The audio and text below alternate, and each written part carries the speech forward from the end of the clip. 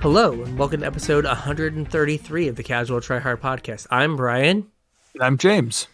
And today we are talking about the anatomy of a turn.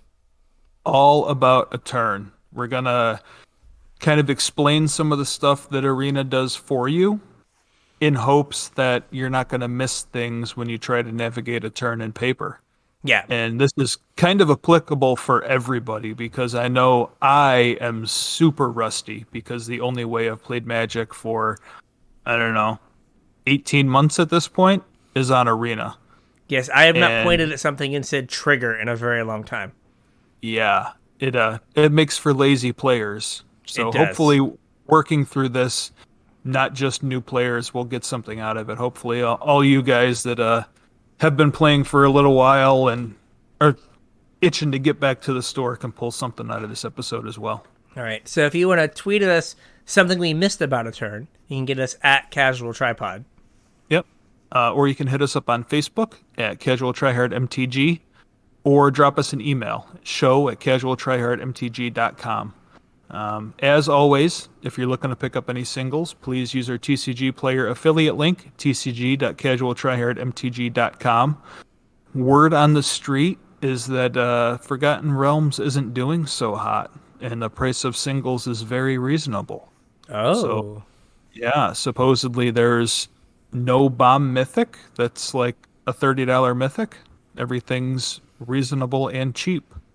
So if there's anything out of this set, I would suggest picking it up if you're looking for it, especially since come rotation, Standard is going to look drastically different because all of the overpowered cards are basically leaving, and I think it'll leave a big void for some of these cards which players might not have thought about in the meantime to kind of step in and play a role. So make sure you pick up your stuff from this set before it gets pricey come this fall at rotation.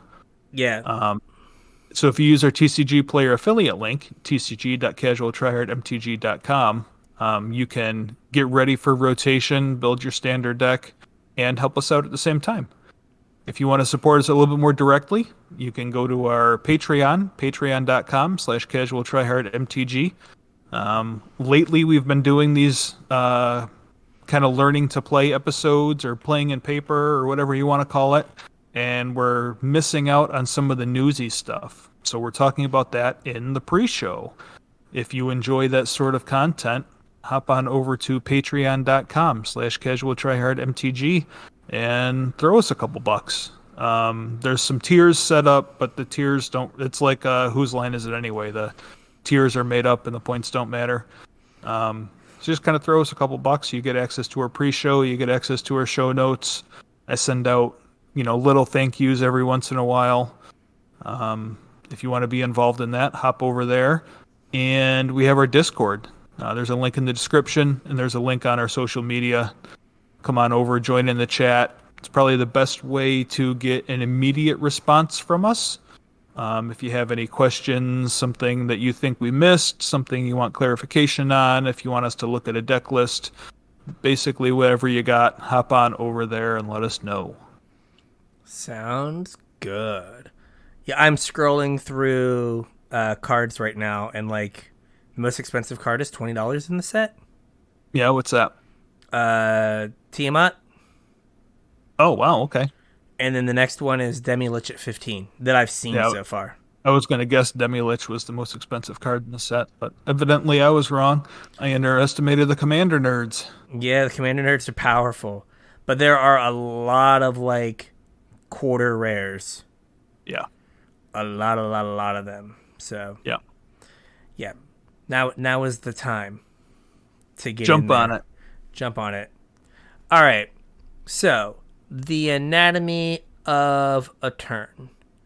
Yeah, so this episode's probably going to be a little bit deeper than what we've done up to this point. So buckle in. Yeah.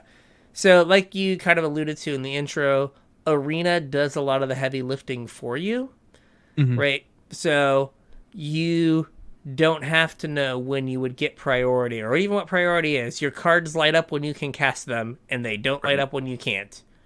For the most part. I mean, there are instances where, like I have Arena hasn't paused to give me the option to do something where I wish it had.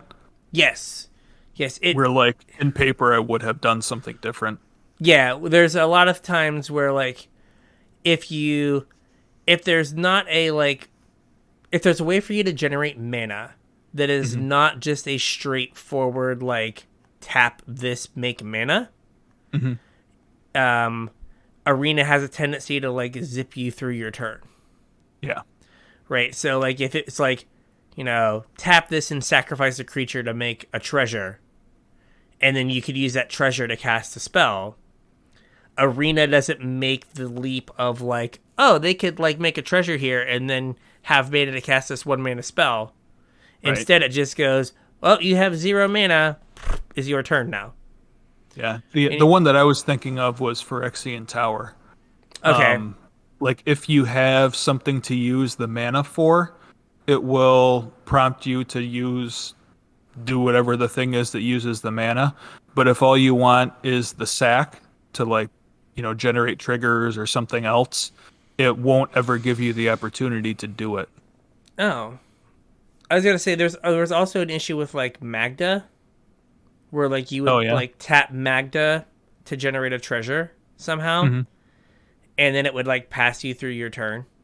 Like, you would never get the opportunity to tap Magda. Because it just didn't process that you should be able to do that.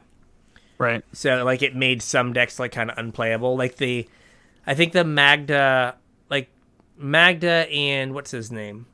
Oh, gosh. Jaspera Sentinel. Yeah. Like, if you didn't have a 1 mana spell to cast with your Jaspera Sentinel mana, it would just pass you through your turn. Or through the turn and never give you an opportunity to do stuff. Anyway, stop complaining about Arena. Let's kind of talk about some vocab rules here, or vocab words. So, we're going to use the term active player. That's whose turn it is. Right. And then there's non-active player. That's whose turn it isn't. Makes sense. And then what is the stack? So the stack is, like, if you can visualize it in Arena terms, when you have a bunch of triggers that happen at the same time, and Arena asks you to put them in order, and then they kind of go off to the side, that's the stack. It's kind of like an imaginary place where spells go, where activated abilities go, where triggered abilities go, like, while they're waiting to resolve, I guess. Yeah. Does that make sense? Mm-hmm. You got a better way to say it, or? No, like, it's just the place that, like, your spells go before they do their thing. Right? There has to be a way to, like, for you to respond to something happening, you have to see it happen. And that's, the stack is where you see something happen, so you have a chance to respond. Exactly. And then what is priority?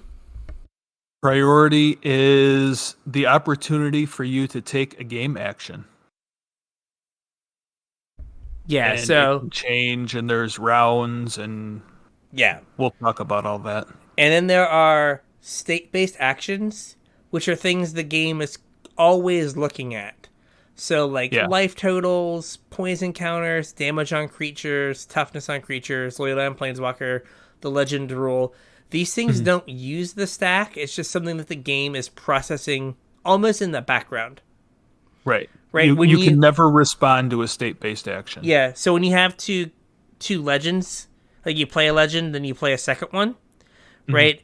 And nothing goes on the stack, the first thing Arena asks you is, which one of these do you want to get rid of, or which one do you want to keep?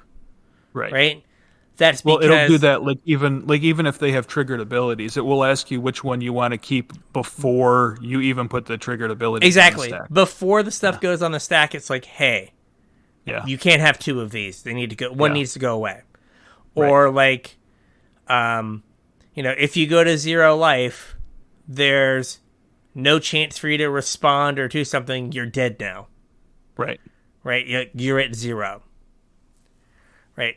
And then, so every time something happens or resolves, state-based actions are checked. So you cast a spell, you check state-based actions. You activate an ability, you put something on the stack at all, state-based actions are checked. So that's why if you had an Acererak and you played another Acererak, right, before you had a chance to put the like venture and bounce trigger on the stack, you have to figure out which Acererak goes away. Right. That trigger doesn't have a chance to happen until you figure out which one of these guys stays. Yep. So anytime the stack is empty, the active player has priority. Yes. Right? It's kind of like baseball, right? The pitcher decides when the game gets played. Right? That's a good analogy. The active player is the pitcher. Nothing happens until they throw the ball, till they throw you the ball for you to do something. Right. And then you become the active player. Well, not the active player. You become the person with priority. Yep. And you pass it back to the active player, and then the active player again gets to set the pace of play of, okay, I'm going to decide what we're going to do next. Right. So whatever... as the non-active player, you have to wait until the active player gives you the opportunity to do something. Yes. Right? You can't be like, I want to cast these 3 spells. It's like, okay, cool. You have to wait for me to like give you the chance to cast these 3 spells. Right. You can't just cast them whenever you want. Correct. They might be instants, but you have to wait for me to pass you the priority to let you do that. So when does a priority change happen? Right? It happens a lot. It happens a lot. So anytime you go from one phase to another, there is a priority pass. Basically what happens is when you go from your main phase to combat, right? The opponent is saying, hey, I want to do a thing. I want to go to combat. And they're then giving you the ball or passing you the speaking stick, right? The speaking stick, the magic spoon. The magic spoon. And now you have a chance to go like, before we go to combat, I want to do this thing. Yeah. And like that used to be a problem with Arena, right? Is like if your opponent had a Legion War Boss and they went to go to combat, it wouldn't give you priority to kill the thing before you went to combat. Wasn't that a bug? Yeah, you had to like put a stop on their like main phase. So it couldn't pass out. And if they like cast it before you got the stop in, they just got a free 1/1. Yeah. So like, but like active player says, I want to go to a different phase of the game. They ask you basically, is that okay? And you can say, yeah, it's cool. Go to the next phase, or wait, I want to do something. Right.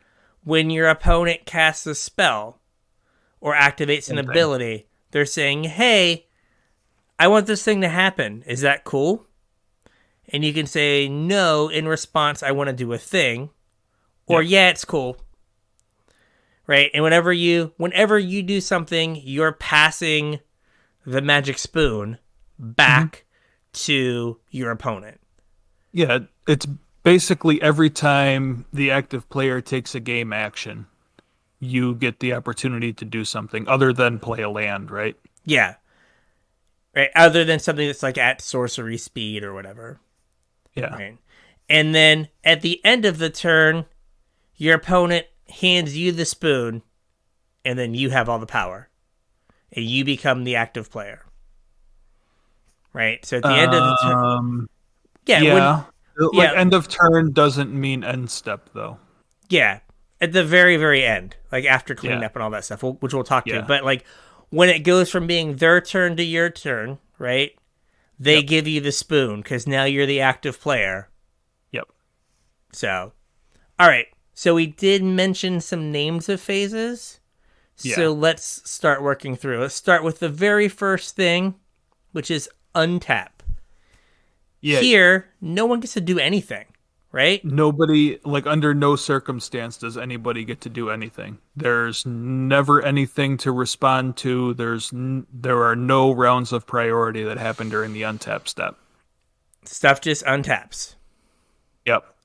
unless I know I just said never, but unless there's something that triggers on untap. Like was it the inspired cards from original Theros triggered on untap? I like when they untap do a thing. I was thinking, Yeah. remember Key to the City? Oh yeah, Key to the Like City also. when it untapped, you could pay 2 and draw a card or something. Yep. So that would like prompt a round of priority during the untap step. Yeah, which is weird, but it's like almost like the next step after untap is upkeep, Yeah. and it feels like, hey, I untapped all this stuff, but now we're in my upkeep and we're doing all these things. Right. If that makes any sense. Mm-hmm. Right? They didn't get the trigger happened when it untapped, but now we're in upkeep, and now it's up on the stack for me to do something with, right? Yeah. So I like, what is your definition of upkeep? I have it written out here as this phase is almost exclusively used for performing game actions at the start of a player's turn. Yes. Yep. So there will be triggers that happen here, like old cards. We'll say even some newer cards, like on your upkeep, do a thing. Yeah. Or on your upkeep. It used to be just bad stuff, like almost like in the old times of Magic, almost nothing beneficial to a player happened in the upkeep. It was all like paying costs to keep your stuff around. Yeah, that's why it was like upkeep. Like, hey, you need to pay was it 4 green mana or 2 green mana for your Force of Nature? It was 4. 4 green mana, green, where your Force of Nature was gonna like punch you or die or something. Yep, or you have to sacrifice something to your Lord of the Pit. Right, yeah, you had to pay whatever upkeep cost, whatever you needed to like maintain your creature or your permanent, you had to pay here, which is why it's called upkeep, right? You're paying some cost to like maintain what you have on the board already. Mm-hmm. Now it's a place, like you said, that there's a lot of beneficial things that happen here. If you're playing an older format, right? Dark Confidant, like its triggers in your upkeep. Yep. Like Mishra's Bauble. Mishra's Bauble. What is the new card now? Oh gosh, the Eye of Vecna that triggers in the upkeep, right? No, I think that triggers at the end of turn, doesn't it? Oh, if you lost life this turn, you can pay 2. Okay, yeah. Okay, no, that's the one that makes zombies. Oh yeah, the book. Yeah, you're right. The book. So I think that Eye of Vecna is in the upkeep, where it's like at the beginning of your upkeep, you can pay 2 and lose 2 life to draw a card. Yep. Right. So like that's one that like you see in draft now. Mm-hmm. There are some cards like the Staff of Waterdeep that are like, you cannot untap me if you want. Like you'd make that decision in your untap step. Like, I'm not going to untap this. Yeah. So upkeep, a lot of times you will do stuff in your opponent's upkeep. If you like want to, like, let's say they have a creature and they had 2 mana open. So you thought, okay, they have a counter spell. I want to cast my removal spell on their turn so that they will use their 2 mana on their turn instead of giving them the opportunity. Yeah. But I want to do it on their upkeep so they don't have a chance to draw a card. Yeah, they have less information to work with. Yeah. Like, so you're forcing them to make a decision based on what they currently have in hand instead of what they might have in hand. And you're trying to tax their mana. Yep. So that's like when the upkeep step gets used. Is now it's a lot of triggered things. The occasional like, oh hey, there's a bad thing you have to pay for, but there's like triggered things, and then like interacting with your opponent to minimize the information but maximally tax their mana. Yeah. Also, like if you have ways to tap lands, you would do that during your opponent's upkeep also. Like, I know we don't have Rishadan Port, but Port you would activate during an upkeep. Or in Shadow's block, we had Elder Deep Fiend. Oh You would yeah. also like do that during your opponent's upkeep. So let me give something for our one listener here, Anthony. I have effects on your upkeep. That was like his. That was the favorite thing that he would have. Like I would like say to like my opponents, I'd like pass through him like I have effects on your upkeep. Tap 4 lands. Let's do this. Yeah. So like there, you're like I'm gonna keep you off of being able to cast anything that is sorcery speed because I've tapped your mana. Because once you get to their main phase, they have priority. They can tap their lands before you can do anything. Right. Right. So next up is so you go untap, upkeep. Next is draw. And the thing to remember here is as soon as you go to the draw step, the card goes into their hand. Right. You can't do anything during the draw step before they draw their card. Yes, they always get their card before you can do anything. And you can't miss your draw step. Correct. Like, you have to draw a card. Right? Like, you can't just be like your opponent can't be like, oops, I forgot to draw my card. Or you can't, like, distract them and them forget to, because they just go back and get to draw their card. Yeah. So sometimes, like, you'll do effects in the draw step. Like, the most common one for older Magic is casting Vendilion Click. I have cast many a Kolaghan's Command during my opponent's upkeep as well. Kolaghan's Command, Collected Company, and hope to hit an Elite Spellbinder. Yeah. Right? So, like, you know, with the a Vendilion Click or Elite Spellbinder, you want maximum information. Right. When you're deciding for Vendilion Click what card that they should put on the bottom of their deck. Mm-hmm. And for Spellbinder, which card you want to, like, make cost more. Right? Yeah. You could do these things in their upkeep, but now you're shorting yourself on information. Right. Because you don't know what they drew for the turn. And, like, a lot of the times, a lot of what we're talking about here is timing. And, like, when you can do things. And basically, like, the reasoning behind all of this is you want to make your decisions when you have the most information and make your opponents make decisions when they have the least amount of information. That's how, like, you can get them to make mistakes. Yeah. Or sometimes not even mistakes, but, like, they make the best decision they can make with the information that they have. Yeah, I mean, I guess mistakes wasn't the correct word. Yeah, but that decision ends up not being the best decision they could have made had they had one more piece of information. Yeah. Right, like, if they, you know, have a 2-drop creature and you go to kill it and they, like, play a counterspell, maybe they wouldn't have played that counterspell if they would have known they were drawing their bomb 4-drop. Right. Like, oh no, now I'm short 2 mana. I have to wait a whole nother turn.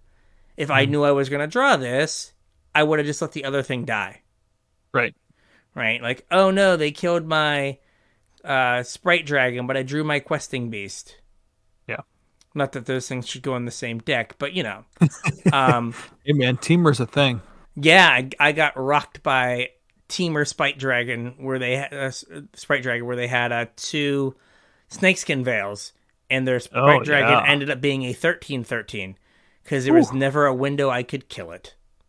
Nice. It was no bueno. All right, so we went untap, upkeep, draw. Now there's a priority pass to leave the draw step, right? So this is when all those instant speed things, or like you had said, like, hey, you have 1 card in hand, I'm going to Kolaghan's Command you before we leave the draw step. Right. Right? Let's get that card. Yeah, now we go to the main phase. This is where you can cast creatures, you can cast artifacts, you can cast sorceries, you can cast instants, and you can play your lands and cast planeswalkers, right? Anything in any order. Yeah, anything that you can do at sorcery speed, right? That is during one of your main phases. There is one kind of tricky thing about specifically main phase 1. Okay. And that is that before anybody can do anything in main phase 1, if there are any sagas in play, that happens immediately. Yes. Kind of like in the draw step where the first thing that you do is draw a card and you can't do anything in the draw step before drawing a card. Same goes for main phase 1. Before any player is allowed to do anything, sagas happen. Yes. Trigger goes on the stack. So that is kind of the tricky thing. The thing to remember, and the reason why like doing stuff in the draw step happens, is because once they get to the main phase, there's no way for you to like really interact with them before they do a thing, right? Because they're controlling the pace of play. So if they want to play a creature, right, they get to do that before you get to do anything else. So like in our Kolaghan's Command example, they draw their card. You let them go to their main phase. You never have a chance to cast your Kolaghan's Command before they can play that one card. Right. Right, so you've got to do it in their draw step. Yep. So here, like, there's no interacting before they do a thing. Correct. All right. Unless there's a saga in play. Unless there's a saga. Then, like, there would be a round of priority while the trigger's on the stack. Yeah. But you shouldn't lean on that one. Right, There's a few other things that, like, trigger on main phase, like beginning of main phase, like Carpet of Flowers and a few things. But sagas are the big one. Yep. But for the most part, in like the simplest sense, you don't get a round of priority before they get to do something. Right. So now the active player is who moves you from main phase to combat. Yeah, and this is where things get a little weird and don't always happen the way you think or you see that they happen. Yeah. So you move to... Okay, this is hard to say. So you want to move to the combat phase. The first part of the combat phase is the declare attackers phase. This is where you basically say, these are the nerds I'm going to attack with. Kind of. Well, this is before you get to say these are the nerds, right? Right. Or it's beginning of combat. Because, there is technically a beginning of combat. So there we go. That's what I skipped it. I messed up. So you say, you leave the main phase and you go to the combat phase, and the first part is beginning of combat. And that is before you declare your nerds as attackers.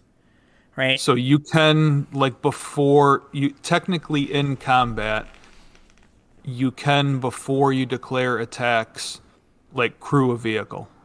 But only if you specifically, like, stop to crew the vehicle. Yes. So the problem or the issue that came up during Kaladesh with, like, Heart of Kirin is people would say, go to combat. And there is a tournament shortcut that makes the phrase go to combat mean go to declare attackers, which is what I had messed up when I was explaining before. Which now this is where you'd say who's attacking. So there's no window for me as the active player to do anything other than say who's attacking. And the non-active player does not have an opportunity to respond during declare attackers. So anything you want to do before a creature's are turned sideways and attacking has to happen in the beginning of combat step. Right? So why does this matter? I was going to say specifically in Kaladesh, it mattered because of Toolcraft Exemplar. Yes. Because you would go to combat, and then the Toolcraft Exemplar would trigger and get bigger, and then be big enough to crew a Heart of Kirin, where it wouldn't have, like, if you tried to crew the Heart before you moved to combat, you wouldn't have been able to. But now, since you are in the combat phase, the Toolcraft is big enough where it can crew the Heart, and then you can crew the Heart and declare it as an attacker. Yeah.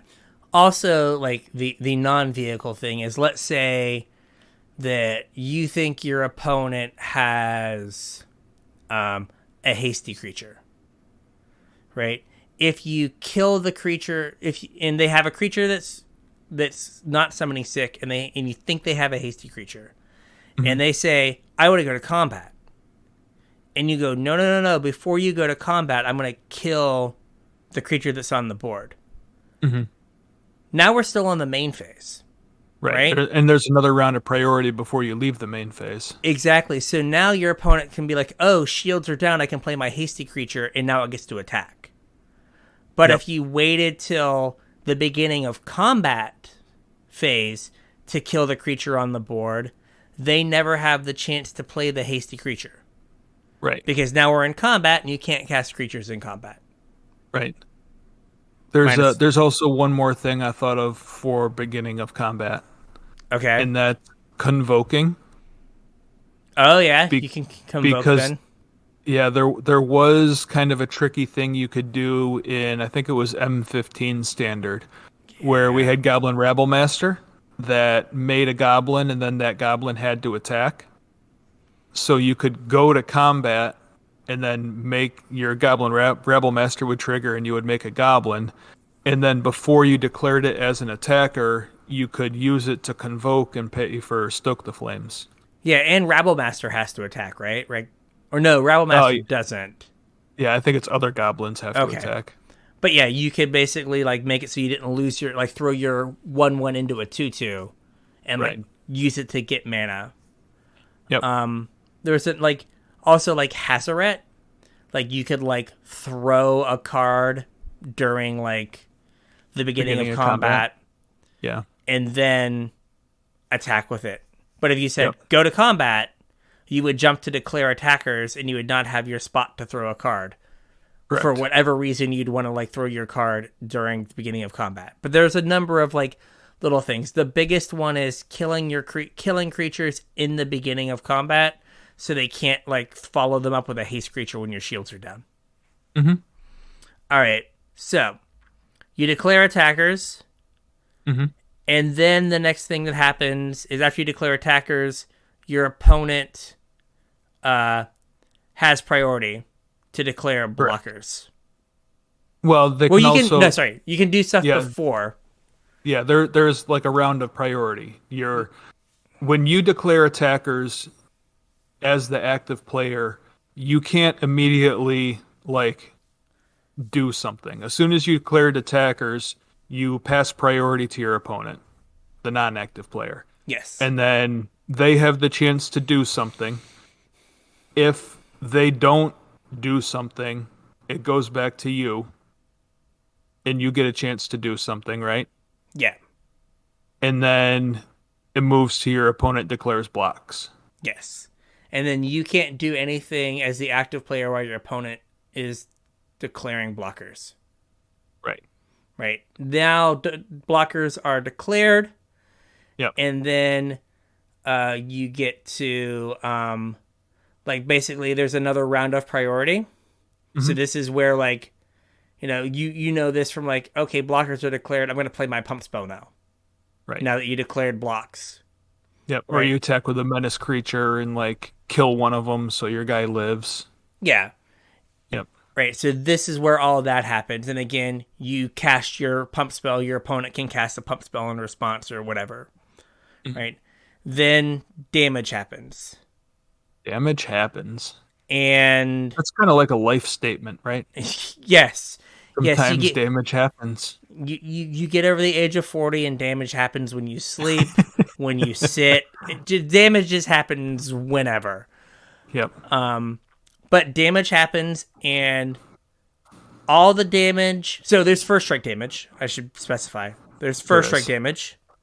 And then if no one has first strike, everything, then all the other damage happens.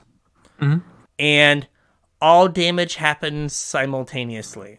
So damage. This can get kind of tricky because like it's hard. It's easy on Arena where you see all the damage happen at the same time. It's a lot harder in paper where like you kind of work through the combat to say, okay, these guys trade, these guys bounce, your guy dies here. Like you're doing them one after another, but technically it all happens at the same time. If there's any life link, you're gaining that life as soon as it's dealing damage. So this is a thing that Arena does poorly. right? Let's say you're at 2 and your opponent attacks for 3, right? Yep. But you block one of it with your attacks for 4. They attack with a 3/3 and a 1/1, and you block with a 2/2 lifelinker on their 1/1. Yeah. Arena always shows you go to 0, then you go back up to 2. Yeah. What actually happens in terms of state-based actions is you lost 3 and gained 2 simultaneously, so you never went to 0. Correct. Right? So all that stuff happens at the same time, and then any like death triggers happen like all at the same time. Mm-hmm. And everything that goes to the graveyard sees everything else go to the graveyard with it. Right. So we now have Undead Augur in Historic, and it's a zombie that says when this or another zombie dies, make lose a life and draw a card. So if this dies and another zombie dies, you draw 2 cards. One for the Undead Augur dying, one for the other zombie dying, because they die at the same time and they both go to the graveyard. So Undead Augur sees the other one die. Yep. Even though it's dead as well. Correct. Which is weird.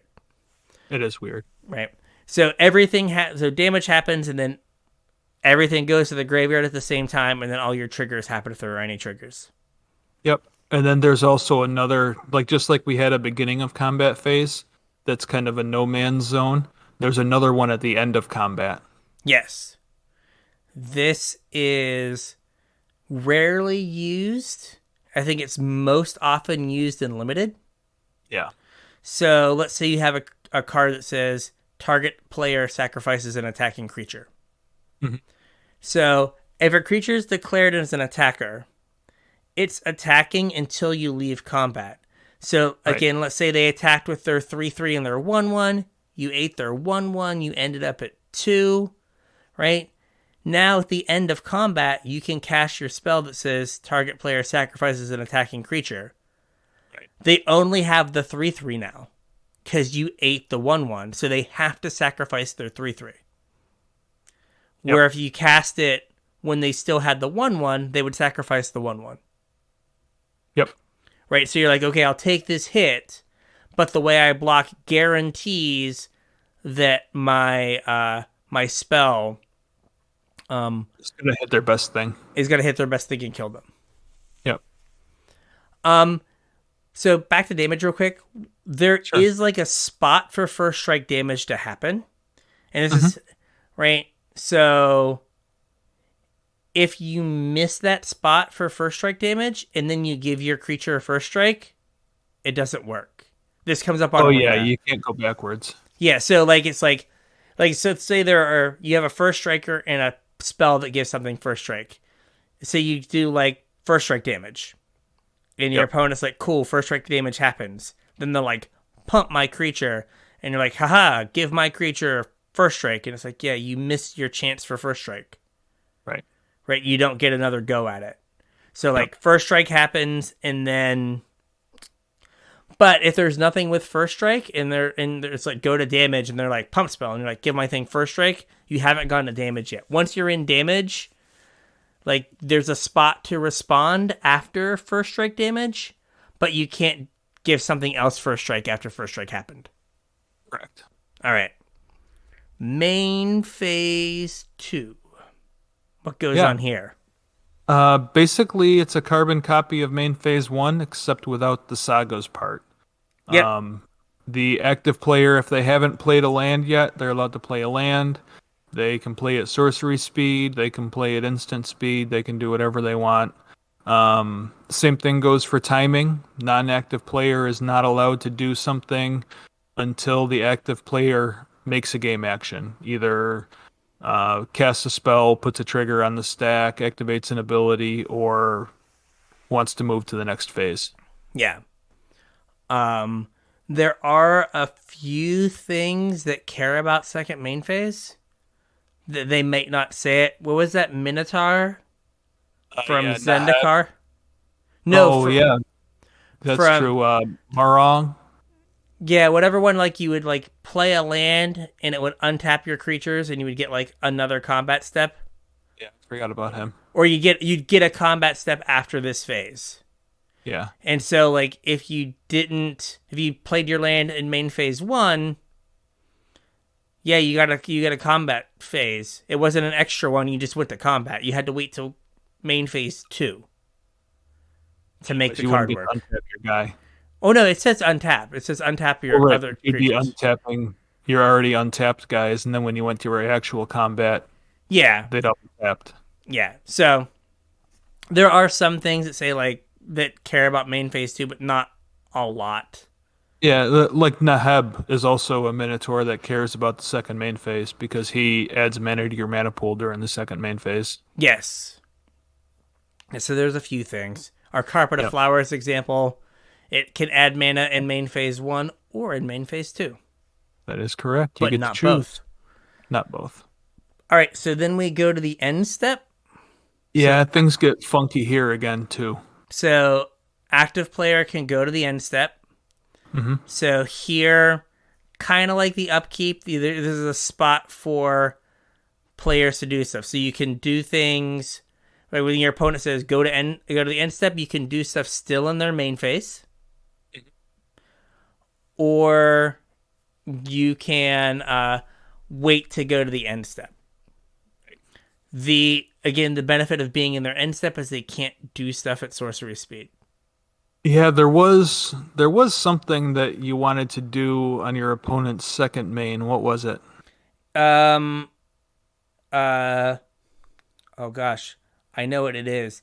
Like I used to dredge with Insolent Neonate. Yeah, there you go. So the Prized Amalgam came back. So the Prized Amalgam would come back. Yeah. On their end step. Instead of like waiting a whole turn to come back. Or like doing it on your turn, so your Prized Amalgams were susceptible to like sorcery speed removal. Right. You're like, oh hey, I'll do this on your second main phase, and then they look for at the beginning of an end step, we get to come back. So if you did it earlier, if you did it on your turn, your guys would be sitting there, and then they could like cast an Anchor of the Gods, and you'd be very sad. Very sad. So that was the one thing that would happen. Like that you were like, oh, I'm going to, like, before you, still in your main phase, do this thing. Yep. Like, do an instant speed card draw to dredge some cards or whatever to get get my Narcomoeba back to get my trigger. Or, like, fetch, bring back my Bloodghast. Yeah. Trigger my Prized Amalgams, go to your end step. Yep. Yeah. So that was the big thing that happened a lot. But now you're in your end step. So here... again, players can cast instants. Active player can be like, all right, I'm in the end step. I can cast an instant if I want. Usually the non-active player will do something as the opponent tries to pass into the last part of the end step, which is cleanup. Yeah. So like, end of turn, kill your guy, or end of turn, crack a fetch, or like whatever you're going to do, before your turn, you would do in your opponent's end step before cleanup. Yeah. And like anything that you have that triggered at the end of turn would trigger. And that's kind of what we were talking about with the Prized Amalgams, because they specifically say at the end of turn, return it to the battlefield. So if you had activated it like already at the end of turn, like if you were already in the end turn and then you triggered the ability, it wouldn't come back until the following end of turn phase. Yeah, like Flicker Wisp with Aether Vial does this a lot. They will flicker something out on an end step because it goes an entire turn cycle before it comes back. Right. So they can like eat your land at the end of turn. Now you don't have access to that land during their turn. Yep. So once you do that stuff and you get to clean up, the only thing that no one gets priority, you just do cleanup stuff. So the main cleanup is like the mirror image or the like exact opposite of untap. Yeah.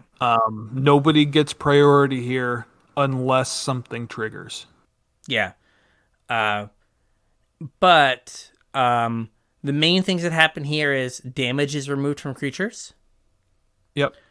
And you like have to discard the hand size. Right. So if you get to the cleanup phase, there's nothing like your opponent can do. If you like are like, okay, I'm gonna like discard to hand size, they can't do anything. Unless something triggers. Like, oh gosh, like Drakehaven. Right? You discard to hand size, but Drakehaven triggers, so you can make a Drake. Yep. Or like Get Rog Monster. If you discard a land, he triggers and draws a card. Okay, yeah. Or if you discard a Madness card and go to cast it. A trick from a wily old Dredge player was like in my main phase, I'd be like, move to discard. And basically, you can say where you want to go, right, in any part of the turn. Like you could draw your card. You're skipping ahead, buddy. That's that's content for the next episode where we talk about shortcuts. Oh, okay. Well, then we'll wait then. No, I mean, you go ahead and talk about it. We'll talk about it again next week too.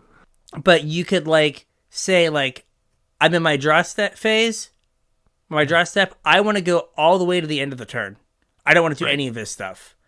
And if your opponent goes, yeah, that's cool. You're at the end of the turn now. You skipped everything. Right. It's basically you're not just at the end of turn. You're in cleanup. Yeah, you say like you even skip your end of turn. Yeah, if you say move to discard, like basically you have passed priority back and forth through every single exchange of priority till you're discarding to hand size. Yep. And so that used to happen. It would be like, hey, move to discard. And if they said yes, you'd like discard your card. Then they would try to do something. It's like, no. You passed through the end step. Right. Like we went clear to the end now. You have no chance to do anything. So like there are like, we'll apparently get into the next week. There are a bunch of shortcuts to help move your tournament along. Yeah. So the whole next episode is going to be about shortcuts. Yeah. So you don't have to do every single priority pass. Yeah, like a lot of this stuff, we're talking about it kind of in depth because as you like become a better Magic player, you are going to want to use these different parts of a turn that you might not even realize exist. You're going to be looking for like optimal ways of timing your spells and timing your abilities, and you need to know that all these little things happen. But you also don't want to get bogged down in the nitty-gritty. I mean, if I verbalized every priority pass, for a game of Magic, that game of Magic would take an entire round and we'd never move past the first game. Yeah. You can't just be like, pass you priority to go to draw step. Right. Okay, cool. Pass you priority to go to main phase 1. Right. Okay, cool. Like that would just take too long. So there's a lot of stuff that we just like hand wave and understand. Yeah. And then if you want to do something at like a non-standard time, then you do That's the when like you pipe up. Yeah, it's when you're like, I have effects in your upkeep. So hey, before you draw your card, I want to do something. Or like, hey, I have effects. Because I used to say like people would like be doing stuff and say, hey, I have effects at your before the end of your main phase. Yeah. Right? Because usually you don't do stuff there. You wait till the end of turn. But I was like, no, for a very specific reason, I need to do something here, and it's weird. Yep. But I'm letting you know, like, hey, weirdness is about to happen. Let's go. Buckle up, as you said earlier. Buckle up. It's going to get weird. Buckle up. Now, the other thing that can happen with priority is holding priority. Mm-hmm. And what this lets you do is this lets you put a whole bunch of things on the stack before you give your opponent a chance to respond. Yeah, this can get pretty weird. So you might be thinking, yeah, I want to put all my stuff on the stack before my opponent has a chance to respond. This is usually not an advantageous thing for you to do because now you've showed your opponent, like, here's everything I want to do this turn. Yeah. And then they can pick and choose with full information what things they want to interact with and what things they don't. Right. There's really no benefit to the active player to say, I'm going to kill this creature, hold priority, kill this creature, hold priority, kill this creature, hold priority, bolt you. You should like do a thing and then let it resolve, and then do a thing and let it resolve, and do a thing and let it resolve. Because if your opponent's at 3 and they have one counter spell, they counter bolt you. Right. Right? But if they didn't know you had the bolt, maybe they counter one of the removal spells. Yeah. And then you can go bolt you. Yep. Right. So if you give them all the information, they will make the best choice. Right. Whereas if you just give them the information piecemeal, they will make the best choice with the information that they have. Like, oh man, I can't lose my 6/6 lifelinker. Mm-hmm. Okay, I've got to save that. And then you're like, haha, I got you. So they made the best choice based on what they knew, like what they were 100% sure of, but then you're able to bolt them. There are a few places where holding priority comes up. Arena has simplified it since, like, the program started. So, copying spells, there are, on Arena now, when you cast a spell, and if you have, like, Expansion Explosion in your hand or something, right? Yeah. It will, like, take a beat and hold priority for you so you can cast your Expansion Explosion if you want. Yep. Right? It used to be you had to make sure you hit control to go into full control mode to make sure that you could cast your copy spell. Yeah. Right. If we go to old timey, there are some things that Lion's Eye Diamond encourages you to hold priority. Yeah, LED.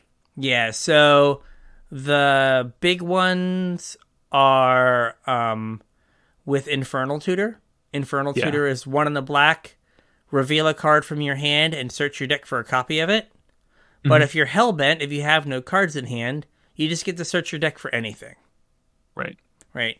So you'd be like, cast Infernal Tutor, hold priority, crack LED.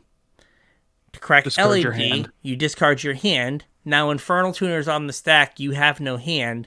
Now you have Demonic Tutor, go get what you need. Yep. And the other one is Faithless Looting and like Dredge. You'd be like, or I guess now, what is it called? I guess you could do it in the Lizards deck, right? Where you're like, hey, I'm going to put Faithless Looting on the stack. I'm going to crack Lion's Eye Diamond to discard my Dredgers in Dredge. Yeah. Right? Now that I have my Dredgers discarded, now I'm going to Dredge with my Lion's Eye Diamond mana, with my Faithless Looting. Right. Right? And now my Lion's Eye Diamond mana will flash back my Faithless Looting. Yay. Right? So, like, those are the main spots, is like copying spells. And it also depends on, honestly, the set that the spell copy effect is in. Because some of them are bounced around a couple times. Yeah, some of them are like, hey, cast this red spell, and the next spell you cast, we copy it. Right. And some are like, hey, copy target spell. Copy target spell. So, like the spell would already have to be on the stack to use that one. Yes. So it just depends on the wording. Yeah. There's like some cards let you mess around with the top of your library a little bit too. So sometimes it's beneficial for you to hold priority then. Like we had Experimental Frenzy. Yeah. So you could like light up the stage off the top of your library with an Experimental Frenzy out. And then before it resolved, you could like cast a spell that was, revealed to you off of the Experimental Frenzy. Yeah. Or like if it's a land, you just let that go away so you can keep casting off the top of your deck. Yeah, so you would the same thing can happen with Bolas's Citadel too, right? Mm-hmm. Where like you take the spell off the top, right? Yeah. And you move it effectively to the stack. Right? You take the card off the top, move it to the stack. Now you get to see the next card down. And if it's an instant, you can cast it before that other spell resolves. Right. So, like you said, like, oh, I don't want to draw this shock. I just want to cast it and then see an extra card. So I'll hold priority, cast my shock. Oh, there was another shock. Cast that shock. So instead of your light up the stage drawing you shock, you cast both those shocks, and now you're seeing the next two cards. Right. So it was just a way to get deeper. So Bolus of Citadel, I guess, like, I don't know if you have flash creatures in, like, your Vivian deck or your, like, Ranger class deck. Yeah, that You're would like, work. oh, I better, like, hold priority, so if I, like, cast this creature, I can, like, cast it instant off the top or something. Yep. Right, so I don't know why that would matter, but it could. I don't know. But, right, like, it's just a way to do, like, to have a little bit more control over, like some effects that are, like, weirdly beneficial. Yeah. Right, and, like, but holding priority is, like, a very corner case thing. Yeah, it definitely doesn't happen very often. Yeah, so is it Experimental Frenzy is, like, in Bolus Citadel were the only times in Standard it's happened that I can think of in a while. Or, like, copying things, like you said. In copying things. Yeah, but, like, the lines Diamond example, it's like that's just, like, happening in Legacy. Yeah, and I mean, at this point, I don't think people are going to drop $4,000 on LEDs to play Legacy, so. You could proxy them, though. You can proxy them, yeah. Just make sure they don't look like real cards. That's all we ask. Yep. I don't want to hit the lottery and then buy your fake cards. Because that's the only way I'm getting more LEDs. I still need one more, but it just so happens that I have an extra Mox Diamond that I will probably turn into an LED at some point. There we go. Yeah. Again, like, I guess my, like, 8 or 9 years ago, LEDs were $75 a piece, and I was like, what am I doing with my life? Why am I spending $75 on this? And now they're like $8 or $9 or $100 or $1,000, and it's like, oh, Yeah, I think they're 8. Yeah, it's like, oh, I was stonking. That's what I was doing. Stonks. Diamond hands, laser eyes, let's go. Yeah, so... Oh, no, they come down in price. They're $5.75. Oh, man, the bottom's falling out. No. No. Hey, you might want to trade your Mox Diamond for a Lion's Eye Diamond and, like, a stick of gum. There you go. Yeah, so... Holding priority is usually an older format thing, and copying spells. But, like, in normal Magic, it usually doesn't happen. Like, it normally doesn't matter. Yeah. Like, I can't think of a time where, like, holding priority in, like, Limited was the right thing to do. Oh, yeah, right? No. It just doesn't make any sense to do it. Like, hey, here's all the spells I'm going to cast. Which one would you like to counter? Would you like to deal 3 damage to my creature before either pump spell resolves? Excellent. Right. I really wanted to lose this game. Thank you very much for accommodating. Yeah.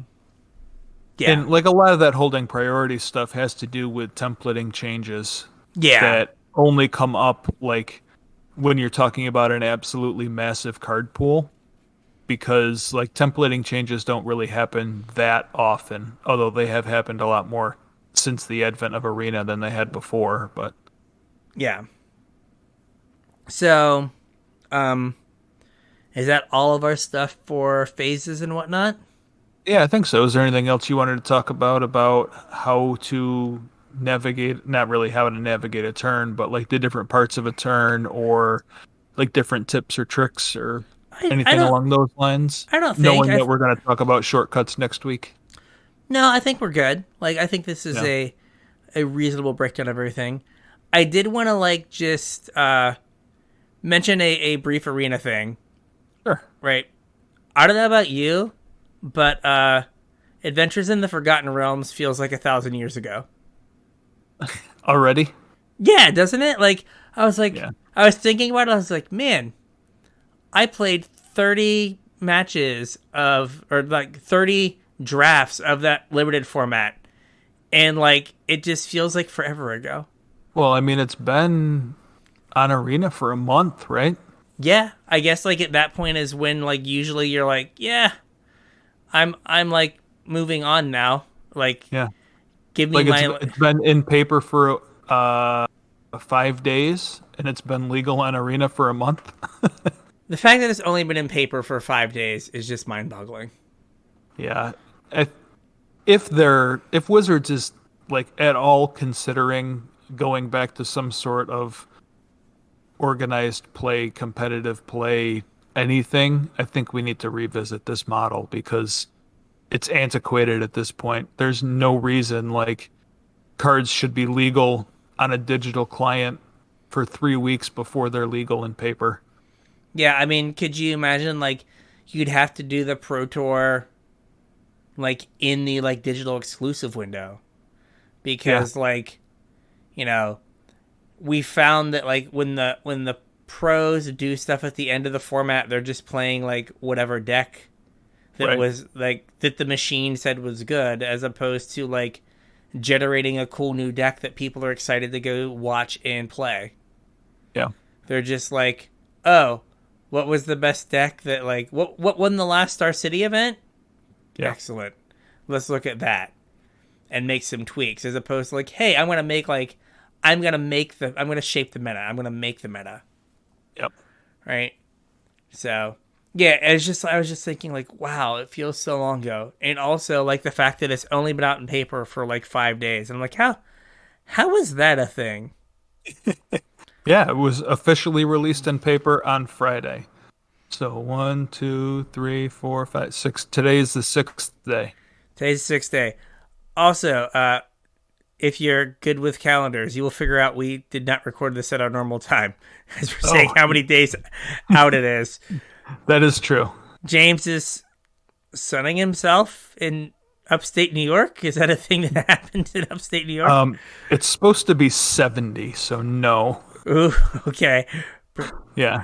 I think today it was supposed to be 100 degrees here at the beach, and it's going to be 70 in New York while I'm there. So there you go. A little Very bit different. Pack a sweatshirt? Like, I don't know. Yeah, sweatshirt and jeans is what I'm bringing, and I'm sure all of my family that still lives up there is going to laugh at me. It's going to be in shorts and tank tops. Yeah, swimming in Lake Ontario that's 50 degrees. Yeah, they'll be like, this is great. And you're going to be like, we're all going to die. What are you doing? Yeah, absolutely not. That's hypothermia in there. Yeah. I'm not getting in that water. That's how people die.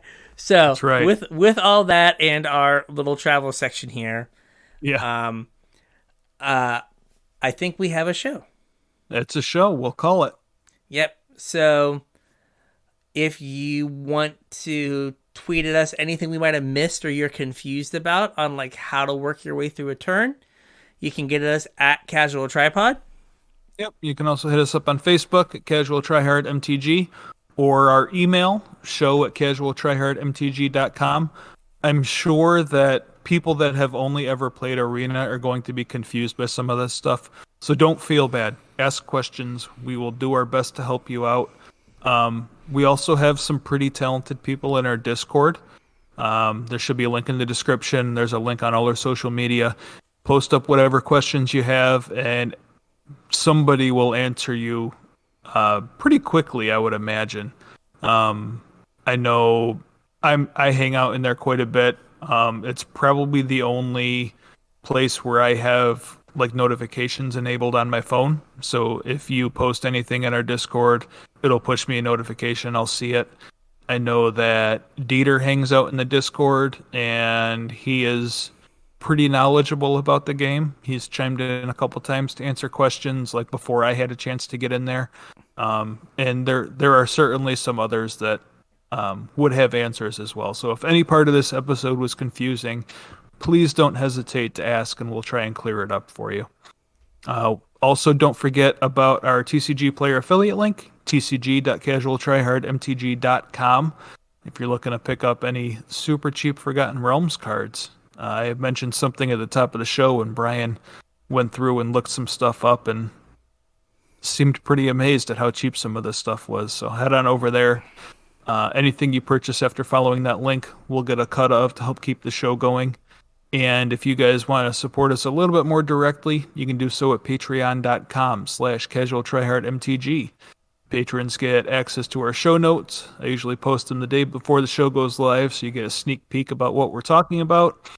Patrons also get access to our pre-show, which currently is also doubling as kind of a normal show because we're not talking about the normal everyday newsy stuff this summer. We're talking about people playing with actual physical Magic cards face-to-face with other human beings, as crazy as that sounds.